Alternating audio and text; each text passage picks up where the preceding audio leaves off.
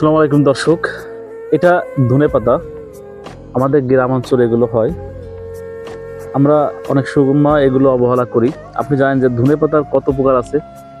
ধনেপাতার অনেক অসংখ্য উপকার।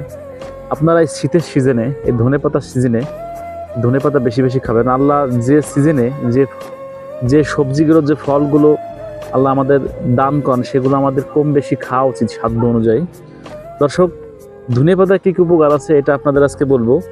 এটা রক্তচাপ নিয়ন্ত্রণ করতে সাহায্য করে, ত্বক উজ্জ্বল রাখে, রোগ প্রতিরোধ ক্ষমতা বাড়ায়, রক্তে শর্করা মাত্রা নিয়ন্ত্রণ করে, প্রদাহ কমায়, লিভারের কার্যক্ষমতা উন্নত করে, ইউরানারি সংক্রমণ প্রতিরোধ করে। যাদের প্রস্রাবের সমস্যা, তাদের প্রস্রাব ইনফেকশন কমাতে সাহায্য করে, অ্যান্টিঅক্সিডেন্ট হিসেবে কাজ করে, আমাদের শরীরে অ্যান্টিবডি হিসেবে কাজ করে, ঠান্ডা ও সর্দি কমায়, কোলেস্টেরলের মাত্রা নিয়ন্ত্রণে আনতে সাহায্য করে। আরও অনেক উপকার আছে। আপনারা বেশি বেশি করে ধনের পাতা খাবেন।